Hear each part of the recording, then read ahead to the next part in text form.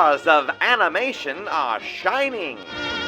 It's time to stay tuned. And now, here's your host, Phil Mackey. Good evening, everybody. Welcome once again to Stay Tuned Live. This is the season finale of Season 1. Of course, Stay Tuned Live is the animation-themed talk show presented exclusively on Streaming the Magic right here on Facebook. As always, I'm Phil Mackey, an animator, podcaster, and former Disney cast member, and it has been my absolute pleasure being your host these past 14 weeks. If you're watching me for the first time and you're new to Stay Tuned Live, hi there. I'm so glad you guys are here, and I'm inviting you to get involved tonight. Hit that like button, share this show with friends, put your questions and comments right into the live chat, and maybe your own words will make it up on screen. For those of you longtime fans of this show, you may be wondering, when will it return? Well, there's no decision just yet, but you can keep in the know by simply liking the Stay Tuned page here on Facebook. I have big plans for this series, and I want you guys to be there with me along the way. Also, if that's not enough for you and you simply must have more of me live streaming into your homes, you are invited tomorrow night to an all-new live stream show hosted by yours truly. It's called Artist Conversations, and it features fellow artist and close personal friend Mario Mora.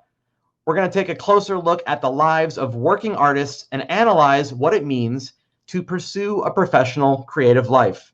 Our guest tomorrow night is bronze sculptor John Maizano, so tune in tomorrow at 8 p.m. Eastern, 7 p.m. Central.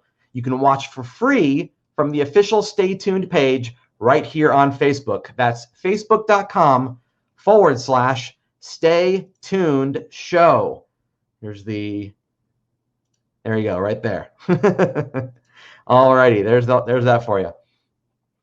Okay, so my guest tonight is something of a Renaissance man, a musician, comedian, visual artist, and so much more. He is, of course, loved and appreciated fondly as the voices of both Roger Abbott and Benny the Cab in one of my all-time favorite films, Who Framed Roger Rabbit? Please welcome the one, the only, Charles Fleischer. Hey, Phil, how you doing, man? You know, you said this is going to be the last show of the first season, whereas I was told that this is going to be the first show of the second season. So, you know, wherever something... But, you know, I can adjust because it's just a matter of increments. Yes. And since you are naming credits, and I did hear you name credits, you neglected to say... Psycho and Greasy, two of the Weasels. I know you did that to allow me to become, in a way, you know, like you're a subservient master of Dodecahedrons situations. No, I simply did that just to give you an opportunity to bring it up in conversation. That was my thought. Then you got my note, exactly. And right. I appreciate that you changed the spelling of your name as well. Yes, yeah, it used to be spelled with an S and a Q, and I had to completely rework it for tonight's show. So thank you for that. You know, Esanon, Bianon, Monoron, Kanaton. Right. Yes. And you know, every ending has a beginning and every beginning has an ending. So you're right. Maybe this is the beginning of season 2 for all I know. Who's to say? The beginning of the end is the end of the beginning. That's one of my own worlds. Exactly. So before we get to any cartoons and such, Charles, I want to discuss your beautiful and fascinating visual art that I've just recently discovered about you. Oh, really? Yeah, it's really fascinating stuff. It's very mathematical. I am indeed a mathematical man. I have papers I've written about math and theories I've done, and that is all true. And I love mathematics. And since you brought this up in such a deft fashion, all of the discoveries I made in my mathematical explorations are based on visual. I take data and turn it into something visual, and then I examine it and look for patterns.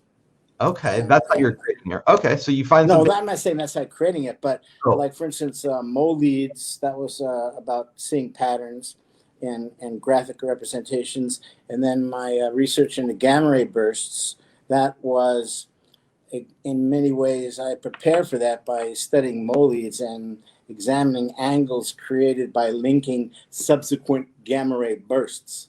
For those in the audience that don't know, gamma ray bursts, the largest display of energy in the universe, brighter than any known concept, and they are suspected to be random, whereas I have found a mathematical proof that they are not random.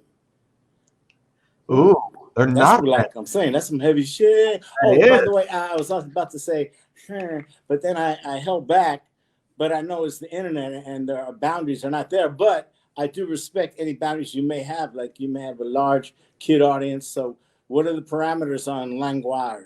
That you figured it out right there. I try to keep things available to everybody and not to leave I won't say any word that I wouldn't say to a 5-year-old. You can tell them anything. All right, I get the premise. So you wouldn't say to a class of children taught by a nun.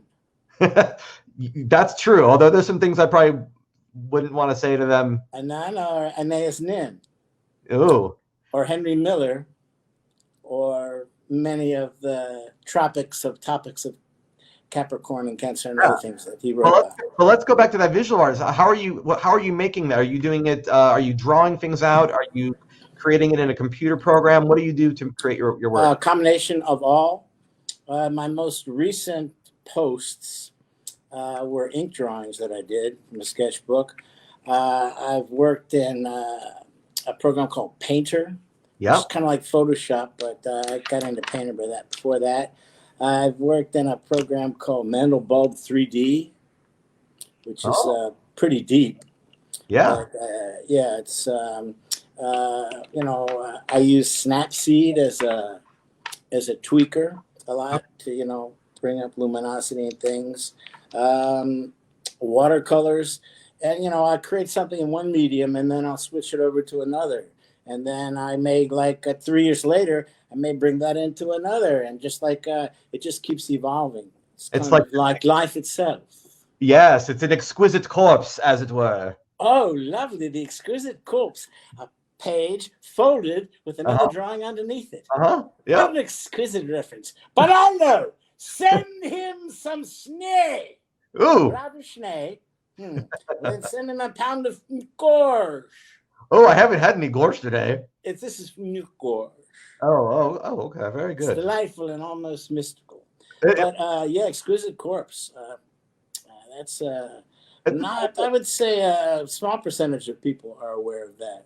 Yeah, it's something we did in, I think, art school, but I never forgot it because it was such a cool way to interact with people, and it didn't bring ego into it because you were just trying to do your part, and then it became one beautiful tapestry of everybody's part. It's kind of like visual improv in a way. It is.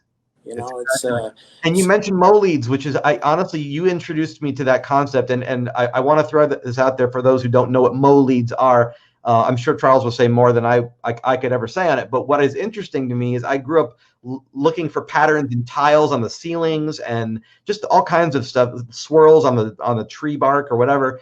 And I think it's fascinating that you're into all these different patterns and things. Most certainly, yeah. Moleads, I began researching that, many years ago. And it started when I got a calculator and started playing around with the calculator and dividing 1 divided by 3, and that divided by 3, and then that divided by 3 was 0.037037. I said, what is that? That's weird. And then I started dividing things by 37, and that created these repeating 3-digit numbers. Years later, I discovered these symmetrical systems called what I call Moleads. It's my own name. And all prime numbers generate a symmetrical Molead system. But the number 37 is key because that generates a system that's just based on 3 repeating digits.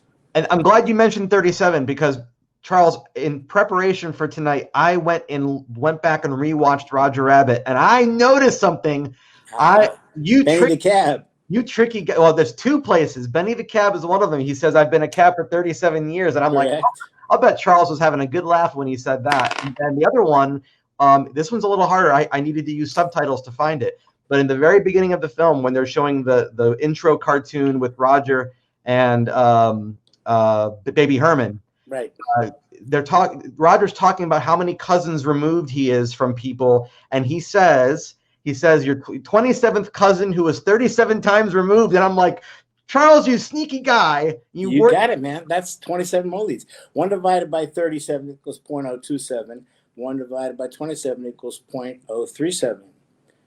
It's a reciprocal thing. I did Moleeds in my my second TED Talk. Okay. Which is online. Okay. And a mathematician in Austria saw it, and I began communicating with him, and he developed these applications, for lack of a better word, or to shorten it to an app, that generated Moleed systems for higher prime numbers, because everything I've done prior to that was just, by hand, like a calculator, and making charts on in Painter and examining them.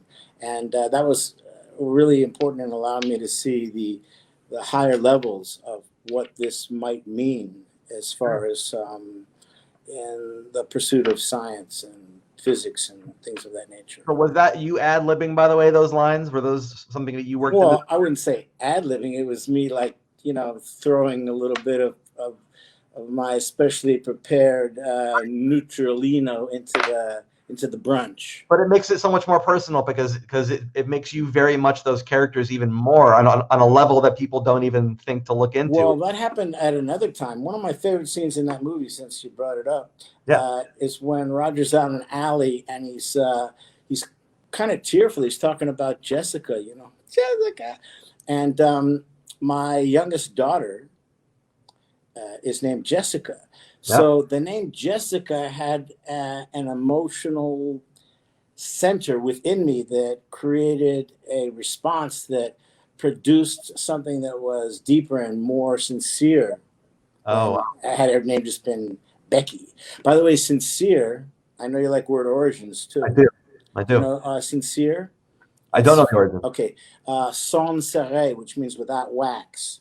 So in ancient times, if you...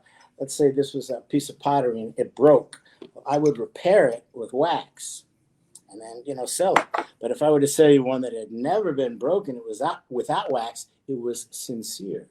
Oh, because it was the purest form of, it was the original form. Well, without wax, you know what I'm saying? And then that came to be sincere. That's awesome. And then that's why one reason I have no problem making up words is because essentially all words are made up. So you made up Moleeds. That's your word. Yeah, I made it up before I even knew what they were. And then I was talking to a rabbi, and in Hebrew, there's a word Moled, which means, among other things, to cause to be born. And the numerical value, Mem Lamed Daleth, for you Hebrew scholars in the crowd, Gematria Ha Manokolo, adds to 74, which is 2 times 37. So there was an intrinsic relationship was vibrating on many levels within my house of Chakra Khan. How awesome is that? It's way awesome, dude. Way awesome. Something I was wondering, we learn in the movie that Roger's a big fan of, maybe even he compares himself to Goofy. But I was wondering, for you, what cartoon character were you a big fan of growing up, and maybe which one served as an inspiration for Roger? I would say none of them, really.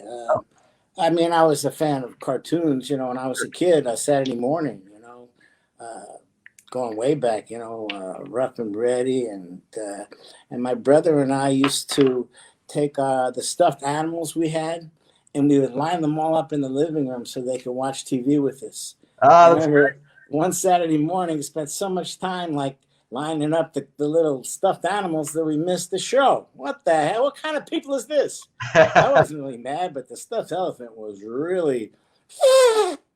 Yeah, you don't want to make an elephant upset. It's really not a good idea. No, not on the weekends. Especially not on the Sabbath. Or a holiday. Right. Okay, so none of them directly influenced, but was there a character that you just felt like a kindred spirit to? Not really that I can say honestly. I mean, I can make something up. Oh, look. Franklin Schnungens Ah, is more inspired by real people and what Roger, you know, the characters there. It's the way he was written and what he looked like, and those factors determined who he is. You know, as an actor, that's how you create your characters. You know, with the written word and the actions that are produced by that character. And that's you know, if Roger had been a gigantic, you know, mega helamos, sure. you know, he couldn't have a little voice. So When you mentioned multiple voices, the weasels and everything. Were you doing those auditions all at the same time, or did they say, you know what, we need somebody else? Why don't you just do it, Charles? no, that came after principal photography had finished. And Okay. I didn't really specifically audition in the sense that one might imagine. Oh, Bob Zemeckis, who had seen me do my stand-up, brought me in to help them in the auditioning process for the Eddie Valiant character. So I would be, you know, reading Roger's lines off camera so that the people who auditioned, which included Ed Harris and James Wood, so that they could have, you know, something to work off, and they could see how well that actor performed with an off-camera voice, essentially. And then after 3 or 4 of those, Zemeckis asked me if I wanted to go to England and make a movie, and I think I probably said yes before he finished the sentence. I imagine so. And you mentioned he saw you in doing some stand-up comedy, which of course that's where your roots are, is comedy, which I think is one of the hardest roles in entertainment. After all these years of experience, what's different for you now in more recent years? What's different for you in stand-up as far as like what the challenge is? Well, right now it's finding a place where an audience can sit without, you Right. know, becoming another factor in the pandemic. Sure. But before the pandemic, what would you say, like Charles doing stand-up in the last 5 years versus Charles doing stand-up 30 years ago? No difference. Oh, okay. You know, just an audience is an audience. You know, it's go out there and you slam.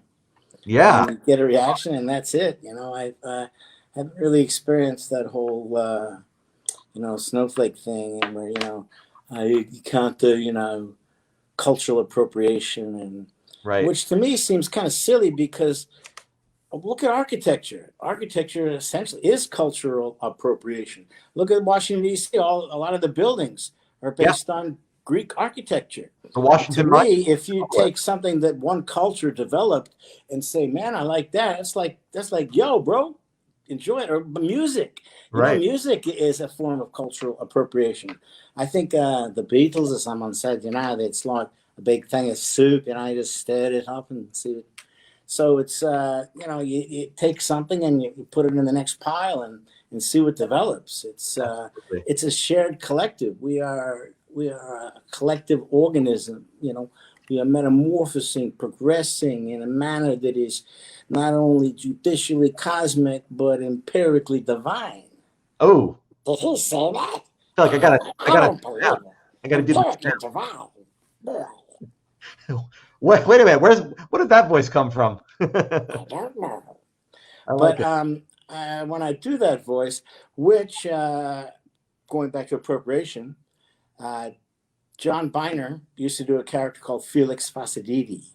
Okay. That's that kind of squished down voice. Kind of like And Smeagol from Lord of the Rings a little bit. Yeah, a lot of people say, "Oh, did you do that?" I said, "No, I didn't do that, but it's very similar."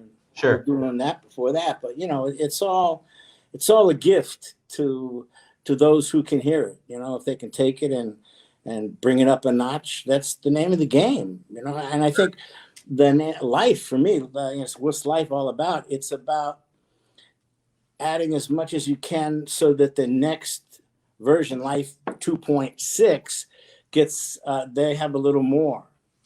I think we're all kind of like part of this giant cosmic computer, and all the data that is fed into it is every living organism.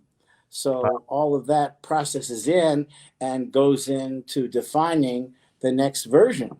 Like a giraffe before his lion. If we can, they need a longer neck. All right, let me make a note of that. Longer necks on the spotted beasts of the forest. Anything else? Yeah, the things are going to be porcupines. They got no defense. Give them something, will you? Got it. No problem. And these anteater things, they can't reach the ants. No problem. We'll give them a tongue. What about chameleons? Will they change color? Ooh, what about they have a tongue that whacks out and takes something? I like it. Let's do it.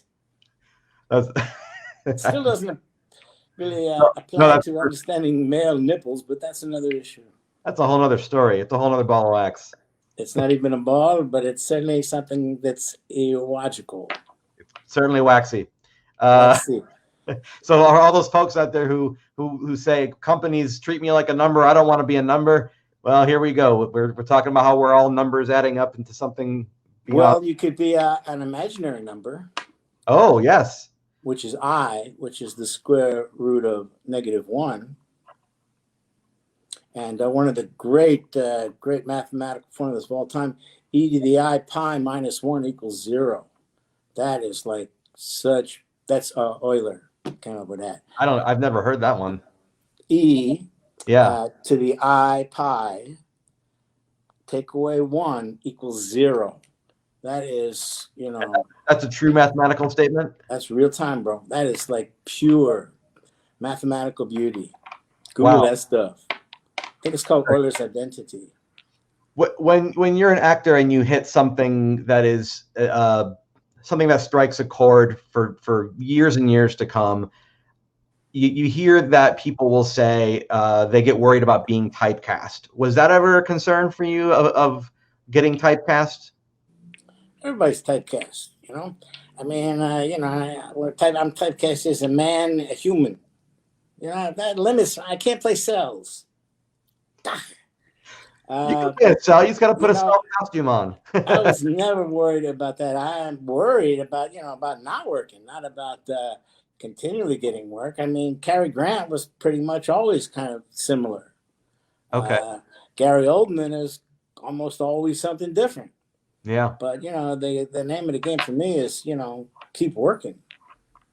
And now we're in a pandemic, which is so crazy considering so many aspects, but just the concept of what a virus is. Right. It's technically not alive because it can't reproduce by itself. It has no moving parts. There's no brain. There's no way to move around. And yet it knows how to go, it gets into your body, attaches to certain kinds of cells. And then it's like it hacks your system. Right. It sends out this stuff and it goes into our cells and goes into the little organelle inside the cell that injects its RNA or DNA, depending what kind of virus it is, either single strand, double strand, and just uses that to start knocking them out. I mean, that's science fiction. It's science fact now. Well, yeah, it's all science fact. So I always wonder, because I know they shoot movies out of order. Do you remember what the first scene that you shot in Roger Rabbit was? Well, among the first was the one where I'm in Maroon's office. Oh, and I smashed through the window. Yeah. Yeah. And do you have any fond memories of that first scene? Yeah. I did it and the crew applauded. The what now? After I did, the crew applauded. Oh, the crew applauded. Oh, wow. That was the first time they'd ever seen any of the stuff come together. So, yeah, they were probably taken aback by it. I guess they were. And I wore a costume, too, which you probably already know. No, I do know that. I do. And the story, which I have probably told more times than there are micro dots on your shirt. There are always new listeners. In England, at the studio, same studio I think where Superman was being shot. I think Willow was being shot, but somebody from Superman saw me in the commissary or something on a break, and I had the Roger Rabbit costume on, with just the overalls, and I had ears, and he says something like, It's Roger. Maybe he's not going to be very good. I saw it going playing Roger. He doesn't look anything like Robbie. They thought the movie was actually going to be shot with you in the suit. They thought that. Well, how would they know any different? They didn't know anything about it. No. Right. Well, so who made you that suit? I've been curious about that. Joanna Johnson, Academy Award-winning costume director, because I told them that I'd like to have a costume, and originally part of that was just out of ego, because you're on the set every day, but as an actor, you don't matter what you wear to get to the set. When you go, you're changing your costume. Right. And I didn't want to say, this American girl's been wearing same corduroy pants for 2 weeks. Right. Well, I just have lots of pairs of them, and it just made sense to put it on. And at first, Hoskins, he thought I was crazy, but then later on, he thanked me because it helped him to put the voice and the image all together. Did it help you get in that mindset more? It didn't hurt. I mean, when I go into like a recording studio to do ADR or doing something after principal photography began, or like to do Benny the Cab or Two of the Weasels, which came later, I didn't, have a Benny the Cab suit on. Or I mean, that would have been very impressive. Well, for me, it's unnecessary when there's no photography going on. But when there's other actors who are being photographed and you're in that little grouping, it just made sense to have a costume, and it worked out. So speaking of ADR, automatic diary playing. Thank you very much. Yes, for those who don't know, Dan Rala. It's very anthropomorphic Slavian raccoon. I like that one better. That's good. I like that one better. But for those who don't know, that's the process of recording audio after the fact to make sure you get a cleaner version of the audio. I always wonder about that because I imagine there's something of an energy that you imbue in the first performance. And then if you try to replicate it in ADR, was it harder to kind of recapture that energy? Not for me. It's just that's part of what acting is. That's why you're an actor. Okay. Speaking of the movie The Exorcist. Yes. Every line was ADR'd. Oh, I didn't know that. Yeah. Oh, gosh. Probably, I mean, maybe if the sound wasn't good enough on camera. Something like that, yeah, it could be. Sure. Or sometimes there's like that change that when I make where it's subtle and you cut to the other character and you can't see what they're moving. And technically, then you go beep, beep, beep, and then the next beep that you would hear is where you begin. But if you don't land it in ADR, they let you just do it again, don't they? Well, it's like anything. If you don't land it in a movie, you do it again. Okay. Now that can be good or bad. When the movie Zodiac, which is one of my favorite films I've ever worked on. Sure, it's more dramatic, right? Oh yeah, more dramatic than Roger Rabbit. I don't know if it's more dramatic. It's just less cartoony. Right. Yeah. David Fincher is a master, as well as I've had great directors: Bob Zemeckis, David Fincher, Wes Craven, blessed in that area. So the first night I worked on that was the scene where I picked Jake Gyllenhaal up. And we're, I'm in the car doing my lines. And there's another one, like take 27. And I had a cigarette because I don't smoke. And so maybe it's the smoke. And I'm thinking, maybe I'm in the wrong profession. And then finally said, okay, print it. And Jake said something to me about like, welcome to the club. And then I found out that David Fincher likes to do lots of takes. So once I knew that, I was like, fantastic. When you go to the set to work, it's like it's a gym. Let's go. Let's find something that I never would have found or never would have known about. So that was exciting to me. Well, Zodiac's a very different kind of tonality. And how do you approach walking the line between drama and comedy? Because there's kind of a fine edge between creepy and over the edge funny. It can go either way. It's the same basic principle, I'll quote the name of a book that Charles McGaw, who is the dean at the Goodman School of Drama where I went to school. And the name of the book was Acting is Believing. You're in it. You're there. I mean, even though you're hitting a mark and, you're saying lines and you're waiting for a cue, but you are there. It's play. It's adult play. It's, you're playing, but you're into it. That's like you can tell when an actor's into it, you know, all those things fall away, and it draws you right in. You're into it. It doesn't matter whether it's a cartoon or a rock or a fig, or you're playing a killer or a red herring that's not a killer, but the audience thinks it is. It's you're doing it as though it's happening real for the first time. You know how I love that, because it's believing. That's absolutely, that's how you transmute the same emotions. You have to have them yourself.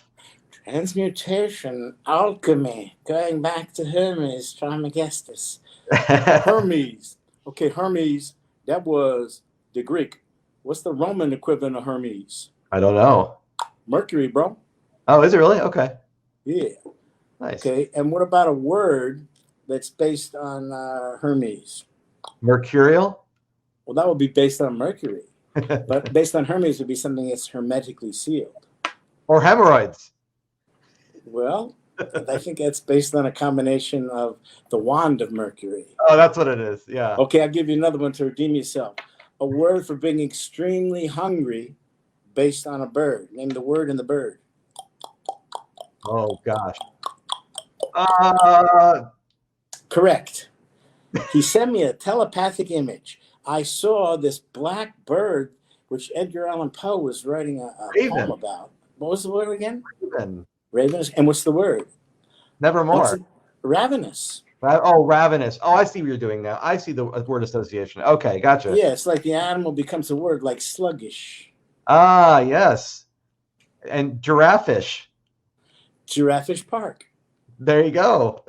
Rayfish Clark. They move in herds. It's incredible. That's what I heard.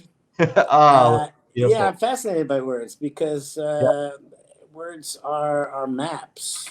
Yes. Approximating the topography of reality.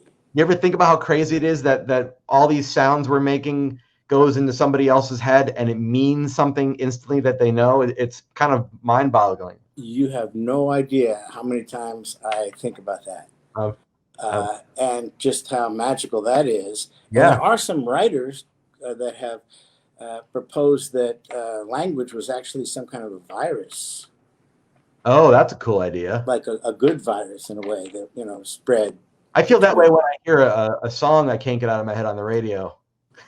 Or when you hear another language, you know. Sure. Okay? And okay, it seems the same in every language. The other one is no. No seems to be pretty universal. It's pretty universal. Well, going back to previous things, which is good, I like little weaves. The word one and two in almost every language, one begins with a vowel and two begins with a consonant. Oh, that's cool. De. Just like most words for mother start with M, which could be because of you know.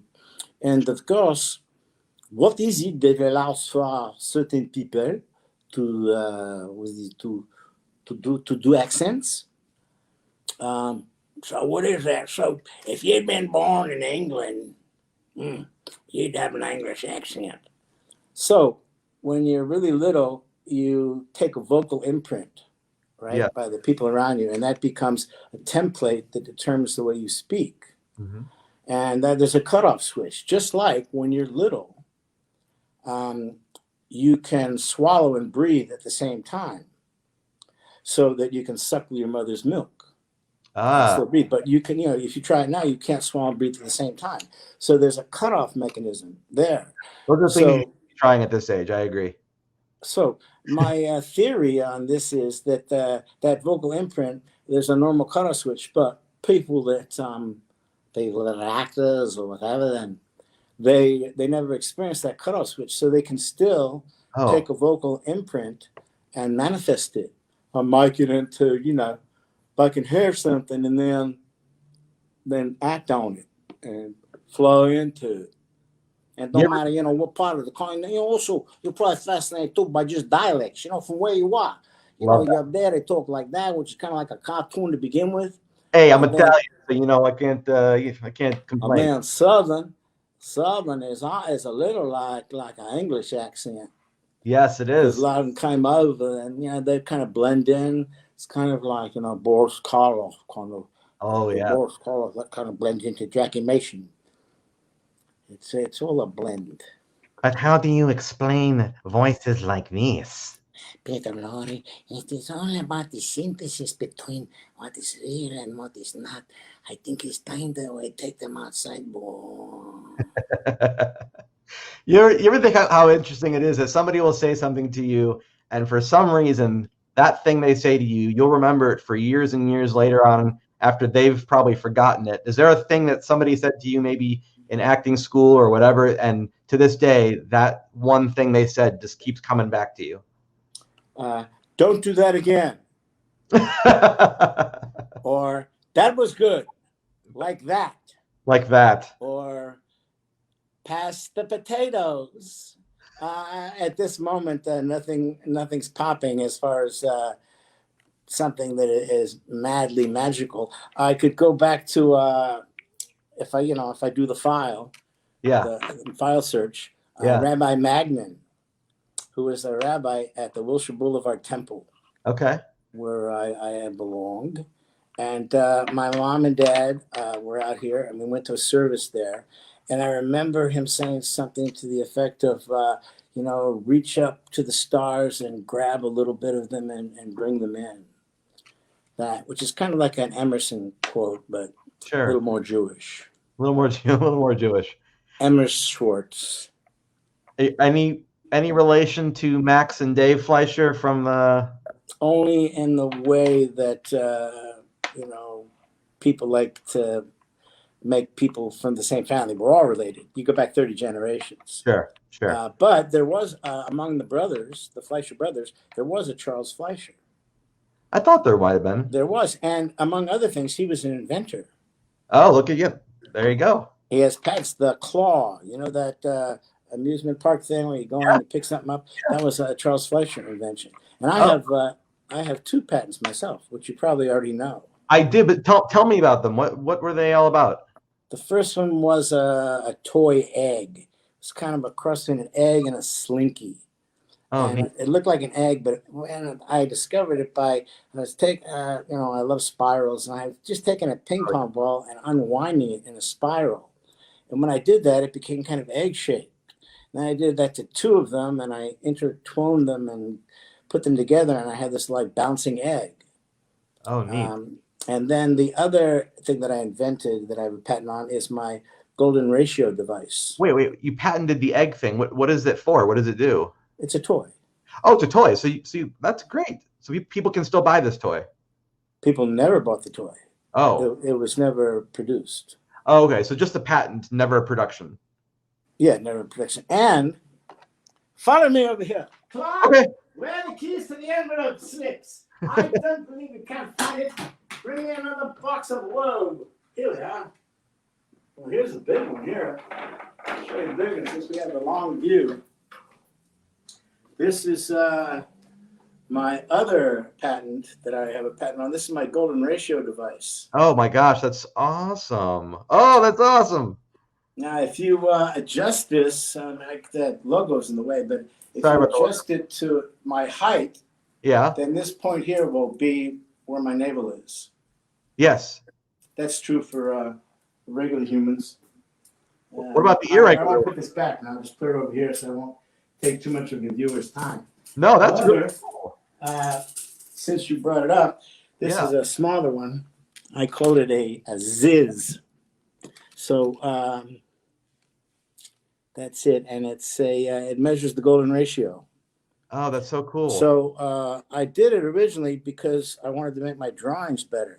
And if you align it to face and put the eyes right there, then it will show you where the other points are. Oh, that's really neat. And then you can move it around and facilitate different aspects of it. So that kind of leads me to another question, which is, as far as your drawings are concerned, and since there is another Charles Fleischer out there, and since you've been in cartoons technically at this point, have you thought about taking your hand to doing some cartooning? Not in the strict sense of cartooning. I mean, I just like to create visual art. Okay. But another weave to Yeah. things we've already spoken about. Yeah. Okay. The caduceus, the Gesundheit. sign symbol for, bless you too, for the medical industry, essentially the 220 snakes, also known as the wand of Mercury, looks surprisingly like this. It does. That's correct. So this is strictly a hypothesis. I have nothing to base this on. So let's just say that there were advanced beings that at one point made themselves known on Earth. Okay. And they had something like this, which was utilized in some of their machinery. And people that saw it, that saw Mercury, they described it as, two snakes intertwining. It's strictly a hypothesis, which also goes back to Thoth, the Egyptian. It's not that crazy of a hypothesis, though. Well, it's only I like hypotheses that can be demonstrated with proof.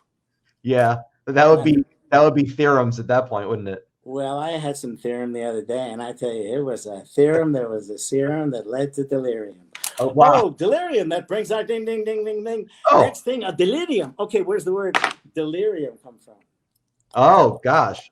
From delight? Okay, you got it. You sent it to me again. Okay, delirium was a furrow left by a plow, right? Okay. So delirium was a furrow that was all over the place. It's delirium and delirious. That's awesome. Well, if you already knew it, what would be the point of me telling you? Well, that's very true.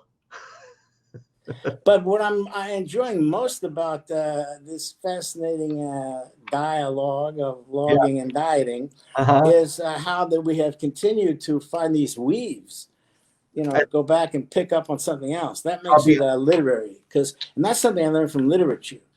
Like you read something in this chapter and then like 8 chapters later, it comes back again and you see it. Absolutely. I'm with you on that. And I look for that in my own life. I look for that all the time. I love seeing how, you try to figure out where something started, but then you're like, well, that's not really the start of it because there was another thing that kind of made that happen. Or wasn't it that Chekhov that said, if you're going to have a gun in the story, you better use the gun? Wasn't that Chekhov that said that? That sounds correct. Yes. Chekhov. All right. Don't check that off. Murakami. Haruki Murakami. Do you know his work at all? I don't know his work, but I know the name. Okay. Wind Up Bird Chronicle. 1Q84. One of my probably favorite book I've ever read. Kafka on the Shore. I think he's probably the best writer consistently on the planet today. But Gabriel Garcia Marquez, 100 Years of Solitude. Okay. You're more well-read than I am. I'm not as well-read as you. Well, you're a young man. I got socks older than you. Well, I'm no older than 85. Well, I'm no older than my socks. I will tell you that something you're saying tonight makes me think of one of my favorite books of all time, which is Jurassic Park from Michael Crichton. And Crichton's book, he loved that all of this scientific and mathematical stuff too, because he has fractals strewn all throughout the initial Jurassic Park book. And fractals are all about like the mathematics, like inside of a shell. What's the crustacean? The Nautilus shell. The Nautilus shell, which is golden ratio. Exactly. So you might, if you haven't read Jurassic Park, you might appreciate that aspect of it. I appreciate anything that's well researched, based on science, and proposes something that might happen, could happen, or maybe never happen. But when you allow the mind to think about it. And speaking of the mind, where is the mind physically located? I have a brain mold that I just purchased the other day. I have one in my kitchen. Okay, well, so many people would consider the mind to be the brain, which is located here, even though there is an organism that is similar to a brain located in your gut. The Egyptians thought the mind was the heart, sort of. Well, this is slightly different, but and this is not my thought. I got this from Holographic Universe by Michael Talbot, who suggests that the mind is not located in one specific place. In fact, it might even, go outside of the parameters of your body. Oh. Like, let's say you leave your house and go, oh, I forgot my keys. Right. You reminded yourself. The mind is kind of this like unconscious, conscious aspect of our being, because we only have a very small percentage of our consciousness is based on what we're doing. You're like right now, you're blinking, you got your nervous system, you're dividing cells, you're like so busy and still have time to talk to me. Boy, Hey, what a dynamic. Always make time for talking to Charles. Hey, if I didn't have a thought about it, I'd be thoughtless. If that's even possible. And then that leads us to Alan Watts, of course, and nothingness. Oh. Because, can there be nothing? Because if you're there to perceive it, you negate the nothingness you presume to exist. Well, that's the Schrodinger's cat thing, isn't it? Well, I suppose it is. I think that's more about the observer and the actual situation that's occurring. But there are many people that believe that the observer is affecting the observed. Yes, absolutely. And incidentally, naming your cat Schrodinger would be a great name.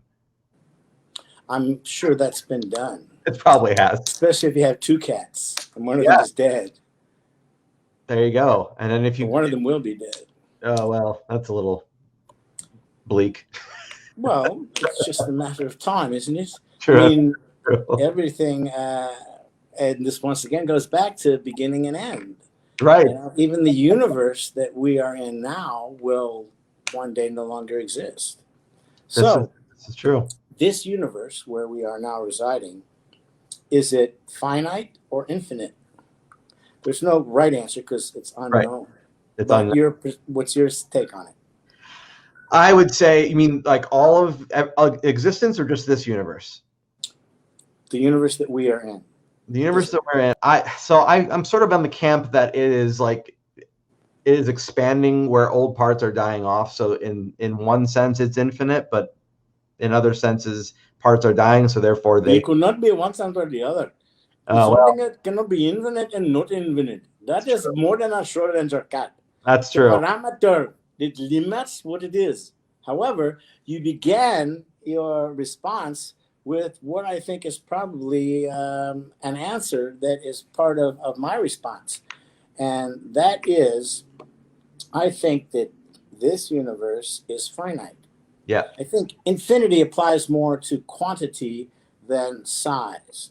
However, what's even more boggling than an infinite universe is, grab a hold of your sidebar now, Squeaky. The universe is finite, but there's an infinite number of finite universes. What did you say? He said there are an infinite number of finite universes. Ooh, that's a real mind expander. It is. And by you telling us this, I think like you have made it a fine night. Good one. I would say it's good for your side of the camera, but it could also be fine night. And now fine day. Fine Ted night and fine Doris day. Oh, yes. I like Ted Night's great. I love Ted Night. Night's great. More Doris Day wasn't? Doris Day was, of course. Love Doris Day. What a classic lady. I want to, if you have a moment, I'd like to go to some of the live responses from people. And let me see what people are saying in the live chat. We've got a few things. Are we live actually now? We are live, yeah. So I love that. That's fantastic. Amy Tamala says Charles Fleischer was the voice of the quiz in Walt Disney World Explorer on the PC back in the 90s. You were a quiz answer. I didn't even know that. What was the quiz question, I wonder? That's interesting. I did do a thing for Space Mountain. Oh, what did you do for Space Mountain? When people were waiting in line, and I played like a rocket salesman, used rocket salesman. Oh, how cool! There was a video of that. Those short cartoons to me are some of the most like beautiful. The Roger Rabbit cartoons. Those just the shorts, just not the movie. I love the movie, but the shorts are great. I would have loved to have seen those continue. Were those fun to do for you? As I kind of hinted at before, working is a privilege, and it's so much fun. When I get a script or I'm going onto the lot or onto wherever it's taking place, I feel privileged. I feel like, wow, I'm working. People pay me money to do something. Are you kidding me? Love it. Yeah, I love it. I love it. I love, I'll be the voice of a menu. I'll be voice of a fry, not the whole plate. My manager says he's got to do all the fries. I don't know. All the fries, I could do just one fry, One fry could break out. One fry could be, that one fry today, it could be a big fry tomorrow. And then one of them would be like, "Hey, Mo!" And that's the curly fry. The curly fry, and the other is Mo Lead fry. Mo Lead fry. Well done, Slabberok. So let's we're see. live on Facebook. That's What's amazing. I'm on Facebook. Oh, yeah. We're live. Yes. We have someone named Carrie Green saying Fievel Mouskowitz is Jewish. That's very true. Fievel Mouskowitz. Well, all tunes are Jewish, except for Porky Pig. Oh, right. That's correct. It's the kosher And he converted. He converted. He converted. Converted. Let's see. Victor Romero says, great to see the voice of Roger Rabbit doing well. Thank you, Victor Romero. That's a good name. Victor L. What's the L stand for, Victor? Lucky? Lamborghini? It could be. Lugubrious? We got Megan Clementi Rhodes saying, this has all been so fascinating. Wonderful. So fascinating. See, she modified fascinating. She could have said, this has been fascinating, but so fascinating. Now, what word do I get linky-dinky when people modify it? Which word? Unique. People say that's really unique. You don't need to modify unique. You know what I'm saying? That's right. It's unique. You can't get more unique than unique. It's like trying to modify infinite. Well, you could, but it would be less than. Oh, okay. There you go. Or more than. More than, yes. Or the square root of -1. Oh, oh dear. Imaginary number. Gotta love it. It's symbolized by a small I, by the way. There's infinite numbers between 0 and 1, correct? Well, I suppose if you just keep breaking things in half, right, you could get to that determination where you never actually reach 1 if you just keep dividing it in half. Yeah, that's like Half-Life. It's not Occam's razor, but it is another principle whereby that is demonstrated. Ooh, I like Occam's razor. Britt jumps in and said, I imagine myself as the number 5. Ooh, well, that's nice because 5 is the same word. The ancient word for 5 is the same word that we had for hand. Oh. Just like the word digit is still a finger and digits. Ah, yes. And 5 is a really important number. And the golden ratio can be expressed as the square root of 5 plus 1 divided by 2. You remember that cartoon Donald in Mathmagic Land? Of course. That's a good one. And dodecahedrons have been on The Simpsons. Oh, have they? Yeah. Oh, nice. A lot of. Have you ever been? I love dodecahedrons, by the way. It's just.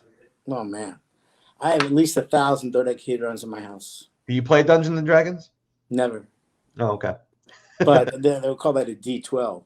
But I'm grateful for Dungeons and Dragons because it allowed the dice manufacturers to produce dodecahedrons, which I can then readily buy and configure into shapes that are not supposed to exist. That shape.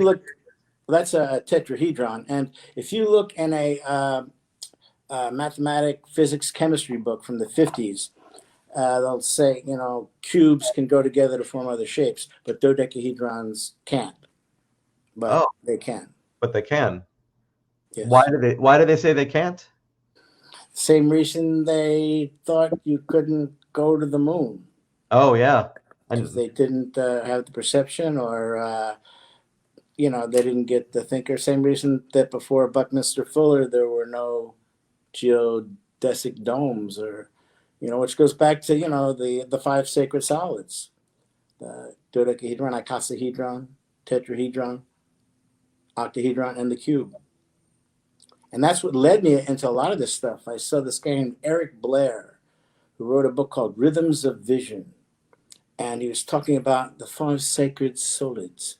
And I just boom, that just struck a chord. 5 sacred solids. Damn, I got to get into that. And I just started building these things. And shape and form, and form follows function, function follows form, and that leads to this, and trying to discover new shapes. And I've discovered several new shapes, one of which was confirmed by Murray Gell-Mann, the physicist who discovered quarks. Oh, wow. Quarks are the constituents of protons. And what shape did you discover? Was it the shape of water? No, I can get up and show you a Rambonian flag. I have several demonstrations. Let's see. But here's a slightly conflabbed. Hexagons, when grouped together, form flat objects. Okay. Pure hexagons. So they use them for tiling. Yes. 60-degree angle, 3 times 60, 180, right? Top so no one considered hexagons forming a 3-dimensional shape. But no one also considered that they would be curved like space itself. So this, I showed this to Murray Gell-Mann, and he acknowledged that it was not known to science. And he said to me that there's probably a version that's similar to an octahedron. And then a few days later, I proved him right. Incredible. And these will just continue to build upon each other. Is this going to be a shape that's recognized in some sort of scientific book at some point? That all depends on you, mister. I'm only the speaker of the word. Those that write the word will see the clarity. Inside the dome there is more than knowledge. Apua, Yishandakola, Niho, Bambaleka. Do not listen to the words. Now we're getting into some Monty Python territory with Ni. All territory is Monty Python territory. Oh, I like that. I have a dodecahedron, stellated dodecahedron over there that was given to me by Eric Idle. I can say that proudly. That's cool. Way cool. Way cool. That's spell. Way cool, Ludi. Well, we're gonna tie things up in a little bow here with a comment from Hannah Culpa Santos that says, "Thank you for inspiring me to become a voice actor." Well, don't thank me until you made money at it. Because we're all voice actors.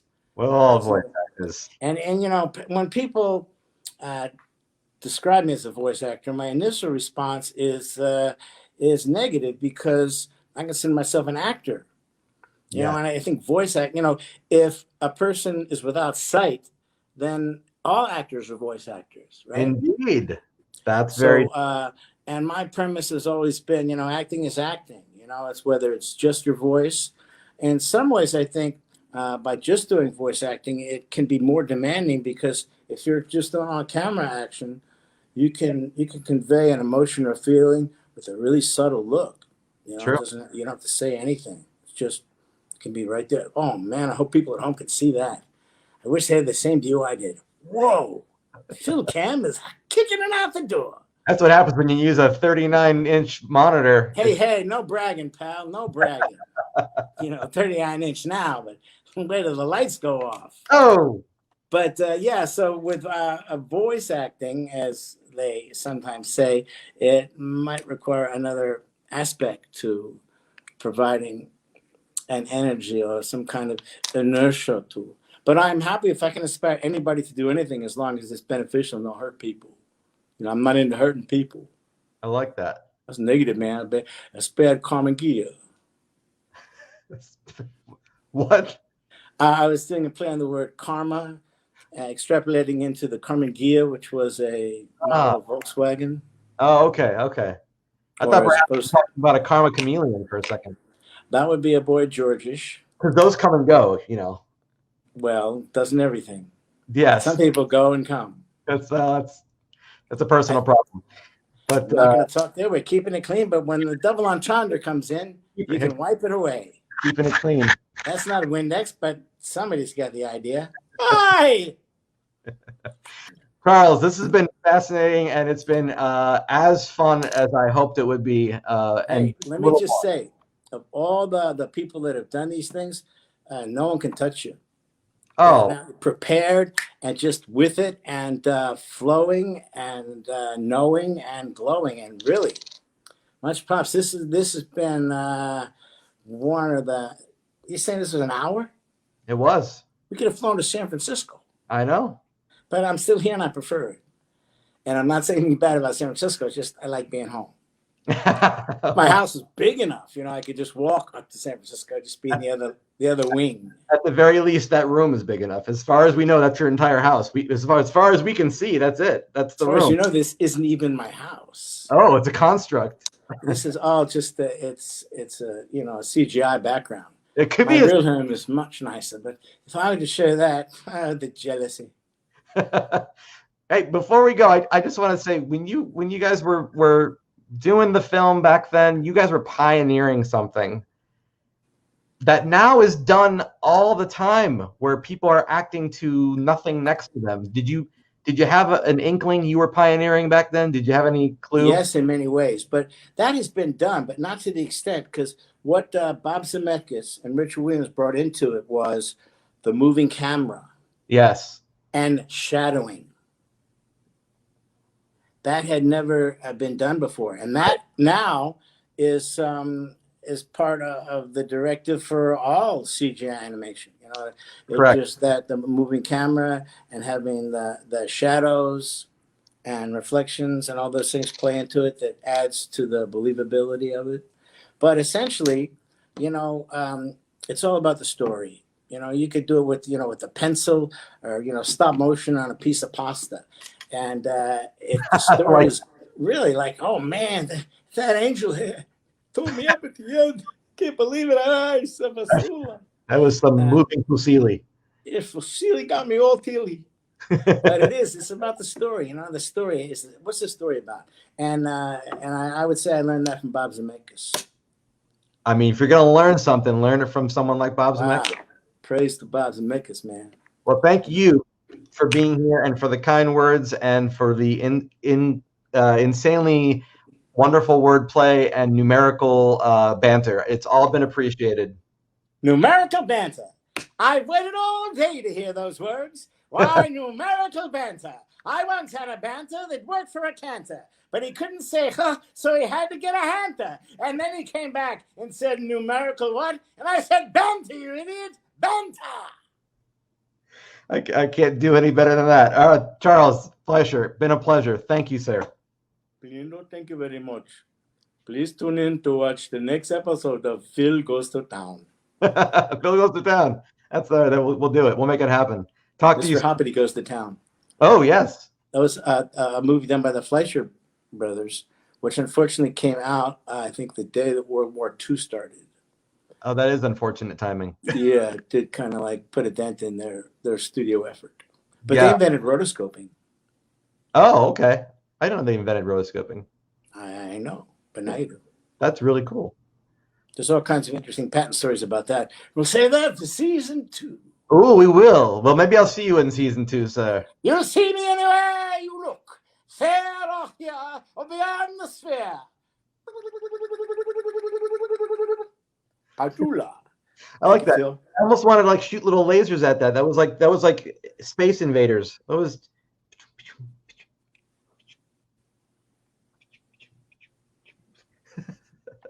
Bye, Charles. Thank you, my brother. Thank you. All right, guys, that's gonna do it for tonight's show. I don't know how else we could have capped off this season any better. I'd like to once again thank my special guest, Charles Fleischer, for taking his time to discuss really one of the most, I would say, important films in film history, animation or otherwise, for a number of reasons. But of course, for imparting with us all the wonderful other facets of his life that make Charles Charles, which I think is really important to know. So thank you to him for that. Thank you guys so much, all of my Stay Tuned patrons. You guys have been wonderful supporting me month after month, and it genuinely encourages me to keep going with this show as an independent creator. And as Stay Tuned continues to grow, I'd love to have all of you guys on the ground floor with me. So if you enjoyed any of these free weekly shows, please go ahead and visit patreon.com/, Philmaki. And when you do that, there's a little link right there. Let me put that on the screen right here. There you go. Where is it? I had it somewhere over here, but yeah, well, it's not there now, but patreon.com. Oh, there it is. It's right there. It's floating right there. Go ahead and visit that site, and you can check out all the different tiers and get some rewards for yourself and be part of this awesome show that continues to grow. It's been amazing. If you like more of this kind of thing, there are 2 seasons of the podcast that exist out there. Just check your favorite podcast app for Stay Tuned or my first and last name, and you'll find it. And while you're at it, go ahead and check out filmhockey.com. Make sure to say hi to me on social media. And if you want to interact with other like-minded people just like yourselves, go ahead and join the amazing Stay Tuned community right here on Facebook. There's free daily news about anything happening in the world animation, and you can talk with other folks just like yourselves. So go ahead and get involved now at facebook.com/groups/Stay Tuners. I've been Phil Maki. You've been a wonderful audience. And until next season or next show, whenever that may be, keep those eyeballs peeled, those ears open, and be sure to stay tuned.